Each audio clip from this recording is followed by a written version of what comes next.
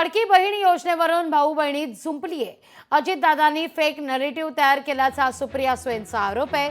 मग याचं सरकार आल्यास योजनेच्या सुधारणांची ग्वाही सुद्धा देण्यात येते।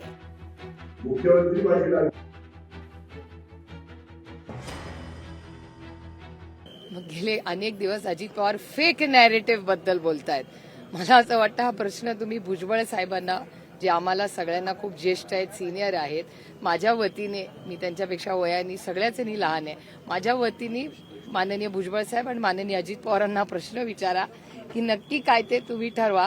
फेक नॅरेटिव्ह ते चालवतात का फेक नॅरेटिव्ह आम्ही चालवतो? आणि मुख्यमंत्री माझी लाडकी बहीण अशा पद्धतीची योजना आपण आणली, त्याच्यामध्ये आता महिला फॉर्म भरतायत। मला सर्व विरोधकांनी विरोध केला आणि काय सुनावणी होऊन आहे, तुम्हाला निवडणुकीमध्ये मतं मिळवायची कोणती योजना आली। मला माझ्या बहिणीला सांगायचंय, मुलीला सांगायचंय की अशा प्रकारच्या योजना वेगवेगळ्या राज्यामध्ये राबवल्या जातात। लोकशाही मराठी ऐका, पहा, जागरूक रहा।